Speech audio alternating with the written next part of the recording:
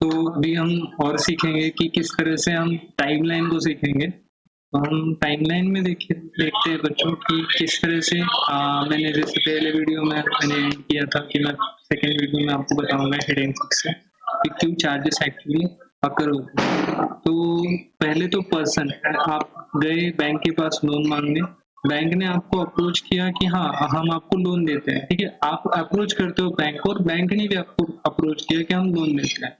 आपको फोन आया कहीं से, आपने गए और बैंक को दिया कि आपके सारे पेपर्स दे दिए, आपने दिखाया कि मेरी इतनी इतनी प्रॉपर्टीज है, मेरे लीगल सर्च आप करिए और आपको सब पता चल जाएगा। तो प्रॉपर्टीज के जब पेपर्स बैंक के पास आते हैं तो बैंक उसे सर्च क्या करता है, अगर वो 7/12 की प्रॉपर्टी होगी या मतलब इमूवेबल प्रॉपर्टी होगी तो उसे उसके टाइटल डीड में देखा जाता है, थर्ड कॉलम में लिखा होता है कि किसी दूसरे बैंक ने इस बैंक को लोन, इस इंसान को लोन दिया है।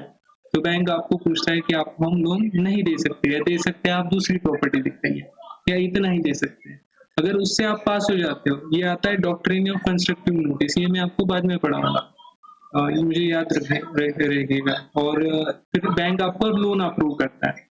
और लेंडर या जो आप हो, बोरोवर जो हो, बैंक हो या कंपनी जो है, लेंडर जो है मतलब बैंक और बोरोवर जो है वो है आपकी कंपनी मतलब आप, उनको चार्ज को रजिस्टर करना होता है। किसके अंडर करते हैं वो? सेक्शन 77 के अंडर करते हैं, 78 के अंडर करते हैं। अगर रजिस्ट्रार के पास बैंक जाता है खुद तो 78 में होता है, तो खुद जाता है कंपनी, आप खुद जाते हो तो 77 में। तो उसमें हम बाद में जाएंगे। तो धीरे धीरे आगे जाते हैं। रूल्स एंड रेगुलेशन आप फॉलो किए और रजिस्टर किए, कैसे किए बताता हूँ मैं बाद में। ऐसा आप रजिस्टर किए और जिस दिन चार्ज रजिस्टर हुआ आपको नोटिस इशू हुआ, ठीक है। आपको क्या हुआ? नोटिस इशू हुआ।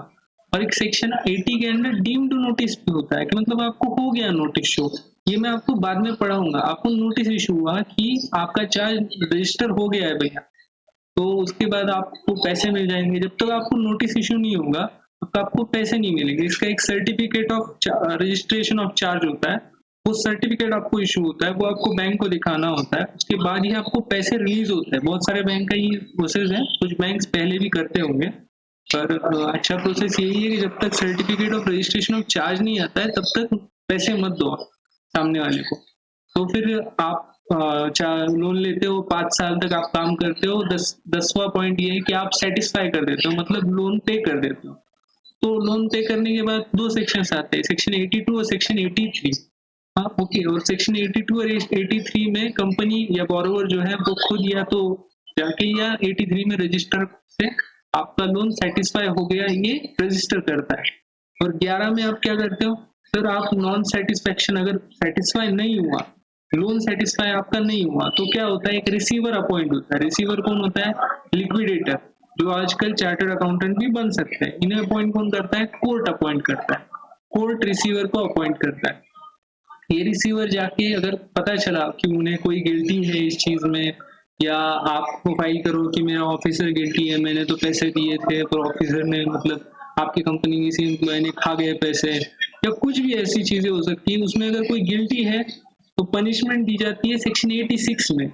और सेक्शन 87 में अगर कंपनी पेमेंट नहीं कर पा रही है, बिल्कुल भी पेमेंट नहीं कर पा रही है, और लिक्विडेटर भी ने भी बोल दिया कि आपको पेमेंट तो करना होगा, तो कंपनी जाके आखिरी दरवाजा सेंट्रल गवर्नमेंट का ठकठका सकती है कि भैया हमारी कंपनी बहुत बड़ी है, इसे मिटने से बचा लो, हमें कुछ ज्यादा टाइम आप इशू करो। तो सेंट्रल गवर्नमेंट एक गारंटी लेती है आपके लोन की और उसके बाद इशू करती है टाइम। ये होता है बड़ी कंपनीज के साथ होता है। सेंट्रल गवर्नमेंट कंपनीज को भी बचाती है, क्योंकि कंपनीज अगर गिर गई तो फिर लोग बेरोजगार हो जाएंगे, बहुत सारी प्रॉब्लम्स हो जाती है, पॉलिटिकल प्रॉब्लम्स होती है। तो ये लास्ट का सेक्शन है सेक्शन 87, ये एक पॉलिटिकल सेक्शन है।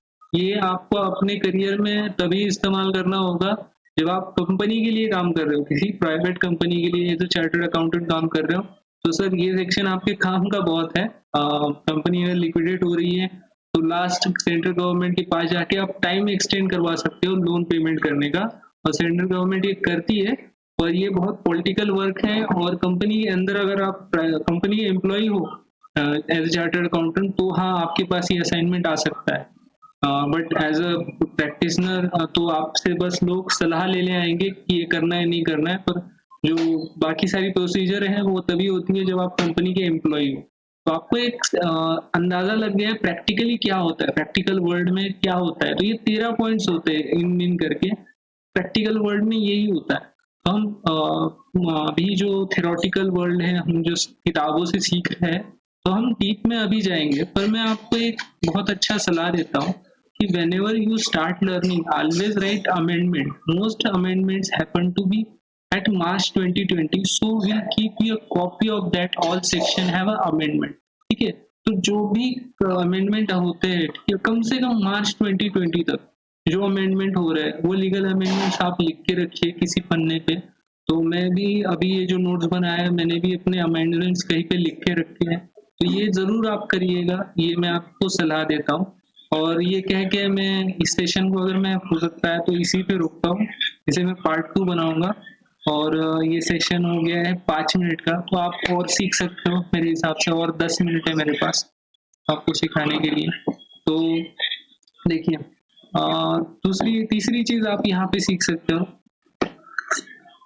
जैसे कि मैंने इस पेज को पहले ही नाम दे दिया था, ठीक है, रिलेटेड सेक्शंस, और उससे पहले नाम दे दिया था बेसिक कंसेप्ट। तो आप बेसिक कंसेप्ट ही सीख रहे हो, अभी तक आप चार्ज के जो चैप्टर है उसमें आप पढ़े ही नहीं हो, उसमें घुसे ही नहीं हो, आप सिर्फ बेसिक कंसेप्ट सीख रहे हो। तो आपको ये बहुत ज्यादा स्क्रोल हो रहा है, तो टेंशन ना लीजिए, ये मैं स्क्रोल कर रहा हूँ खुद ही, मैं आपको ले जाता हूँ जहाँ पे मुझे जाना है। तो अभी आपको बेसिक कंसेप्ट सीखना है। तीसरा जो बेसिक कंसेप्ट है, हेडिंग 7 जो है, इस चीज का हेडिंग 7 मैंने नाम दिया है, उसे आपको सीखना है कि फिक्स एंड फ्लोटिंग चार्ज क्या होता है। तो 7.1 इसलिए लिखा है क्योंकि ये कंसेप्ट जो है बहुत ज्यादा डीप है।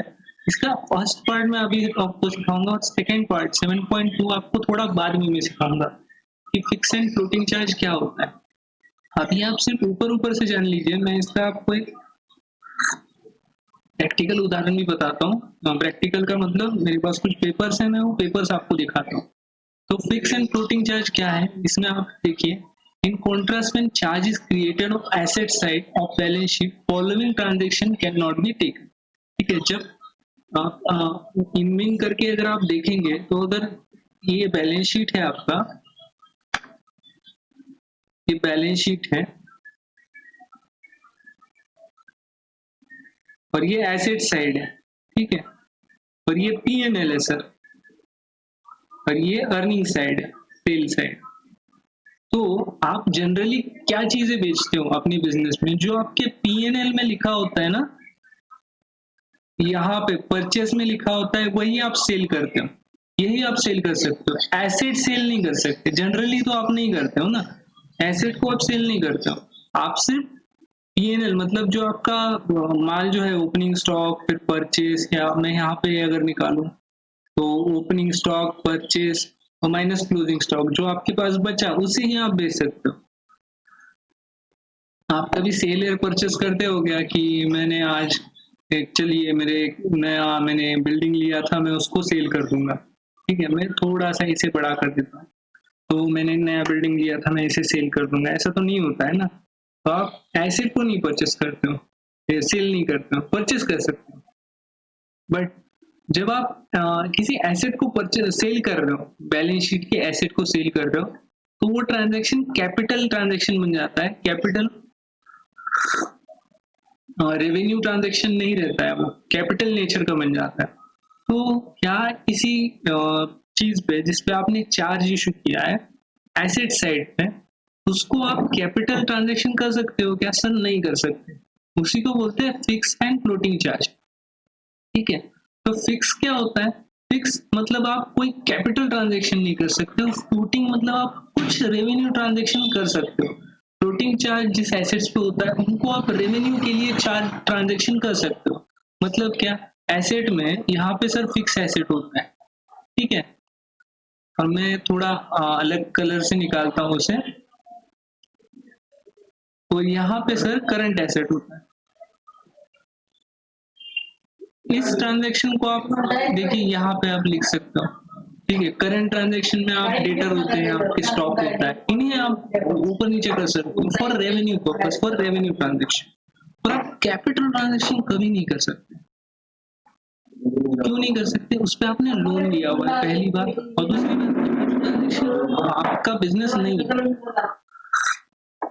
अगर आपका बिजनेस ही sale and purchase of residential plot है तो सर फिर तो आप कैपिटल ट्रांजैक्शन नहीं कर रहे हो ना, आप रेवेन्यू ट्रांजैक्शन कर रहे हो। आपका बिजनेस है कोई मैन्युफैक्चरिंग कंसर्न और आपने फैक्ट्री भेज दिया सुबह सुबह उठ के, इस फैक्ट्री पे आपने लोन लिया था,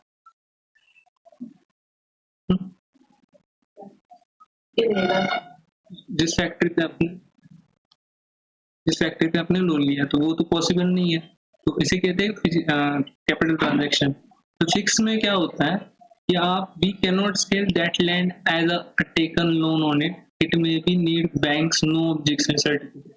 मतलब ये विजय माल्या जो है ये हाइपोथेटिकल में उदाहरण ले रहा हूँ कि विजय माल्या जी ने अगर चार्ज लिया होगा, बैंक से लोन लिया होगा एसबीआई से, तो एसबीआई ने कुछ चार्ज देखा होगा कि मैं इस बेसिस पे लोन दूंगी, आपके पास 2 एरोप्लेन है तो मैं ये बेच दूंगी, ठीक है। पर विजय माल्या बोला नहीं नहीं मुझे ये एरोप्लेन खुद से ही बेचने, बैंक बोलता है नहीं नहीं हम नहीं देंगे आपको, नो ऑब्जेक्शन सर्टिफिकेट हम नहीं देंगे, तो बैंक का परमिशन लगता है। जब आप फिक्स एसेट बेचना चाहते हो ना तो बैंक का हमेशा आपको परमिशन लगेगा, उसको बोलते हैं नो ऑब्जेक्शन सर्टिफिकेट। पर जब आप करंट एसेट पे लोन निकाले हैं, समझिए आपके स्टॉक पे, आपके डेटर पे आपने एक लोन निकाला, उसे बोलते हैं वर्किंग कैपिटल लोन, और आपको सेल करना है, एक इंसान आया बोला सर मुझे 4 कप चाहिए और आपका कप्स बेचने का बिजनेस है, फर्नीचर बेचने का, तो आपके बैंक से जाके एनओसी लोगे क्या हर बार? नहीं लोगे ना। तो जो फ्लोटिंग चार्ज होता है वो आपको रेवेन्यू ट्रांजैक्शन करने की छूट देता है, ट्रांजैक्शन करने की, बट फिक्स चार्ज में आप ट्रांजैक्शन नहीं कर सकते, कोई भी ट्रांजैक्शन नहीं कर सकते। तो फ्लोटिंग चार्ज में आप कब तक ट्रांजैक्शन कर सकते हो? जब तक वो फ्लोटिंग चार्ज फिक्स में कन्वर्ट नहीं हो जाए, मतलब बिजनेस बंद ना कर दे कंपनी आके। सॉरी, चार्ज होल्डर कौन होता है बताता हूँ मैं। अभी आप बैंक ले लीजिए, तो बैंक आपका बिजनेस बंद नहीं कर दे कि नहीं आप दे ही नहीं रहे हो पैसे, आप दे दो, बंद कर दो। तो एक दिन विजय माल्या जी ने क्या कहा, विजय माल्या ने कहा but you taken loan on stock and liquor so you trade. तो एक दिन विजय माल्या जी बैठे थे, विजय माल्या जी ने कहा कि we can not sell land as it is taken loan on it, it may need banks no objection certificate, ठीक है। तो विजय माल्या जी को लोन चुकता नहीं करना आ रहा था, तो वो लैंड नहीं बेच सकते थे, बड़ा कैपिटल एसेट नहीं बेच सकते थे क्योंकि उन्होंने लोन लिया था।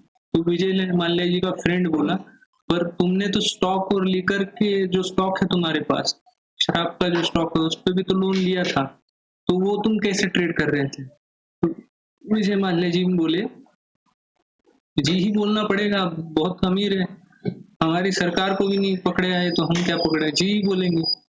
तो विजय माल्या जी बोले कि बेवकूफ इंसान, dumbo, it is floating charge, वो फ्लोटिंग चार्ज है, मतलब वो तैर रहा चार्ज है, it will crystallize when I run from country, जब मैं भाग जाऊंगा, देश से भाग जाऊंगा ना, तब वो क्रिस्टलाइज होगा, उससे पहले नहीं होता है क्रिस्टलाइज।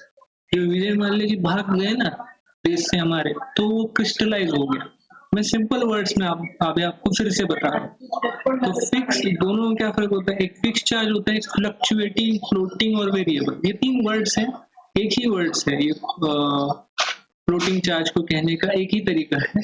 तो फिक्स चार्ज में क्या होता है, you can not deal in those asset without lenders permission each time, हर वक्त आपको लेंडर का परमिशन लेना होगा। और फ्लोटिंग चार्ज में क्या है, जब तक वो क्रिस्टलाइज नहीं होता, मतलब विजय माल्या जी भाग नहीं गए जब तक, तब तक एरोप्लेन उड़ रहे थे, ठीक है, पेट्रोल जा रहा था उसमें, एरोप्लेन उड़ रहे थे। जिस दिन विजय माल्या जी भाग गए तो एसबीआई बैंक्स ने जाके वो एयरलाइन को बंद करवा दिया, ठीक है। तो चक्का जाम जो होता है ना, तब तक नहीं हो सकता जब तक क्रिस्टलाइजेशन ना हो। क्रिस्टलाइजेशन कब होता है? जब वो उड़ जाते हैं, ठीक है। तो आपको ये वर्ड समझे, कितने मिनट का हो गया? 14 मिनट का हो गया। तो लीगल वर्ड्स क्या क्या होते हैं, ठीक है, सिंपल लीगल वर्ड्स हैं, 2-3 मिनट में और लूंगा और आपको लीगल वर्ड सिखाऊंगा, ठीक है। इसके आगे फिक्स एसेट लोन और इसका कंसेप्ट है, पर लीगल वर्ड्स आपको सिखाऊंगा। तो लीगल वर्ड्स क्या होते हैं sir? NOC each time only after NOC. तो लीगल वर्ड्स यहाँ देखिए, A charge created on, जितना नीले में लिखा है ना वो सेम है। स्पेसिफिक, यहाँ पे क्या है? Constantly changing asset which is ascertainable and definite. मतलब क्या असर्टेनेबल? मतलब जिस एसेट पे चार्ज उस एसेट पे नाम लिख सकते हैं चार्ज की शीट पे, मतलब एक चार्ज बुक है समझिए आपके पास, ये रजिस्टर ऑफ चार्ज होता है, मैं सेक्शन 81 में पढ़ाऊंगा।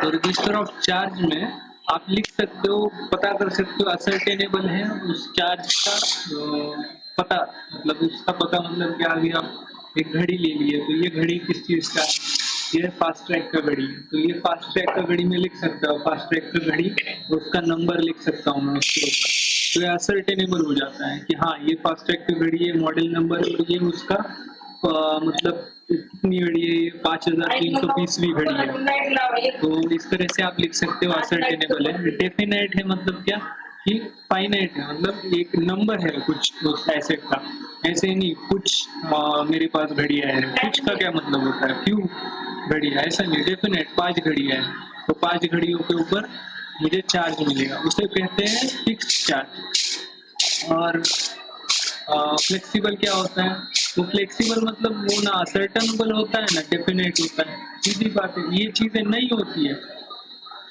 वो फ्लेक्सिबल है, ठीक है।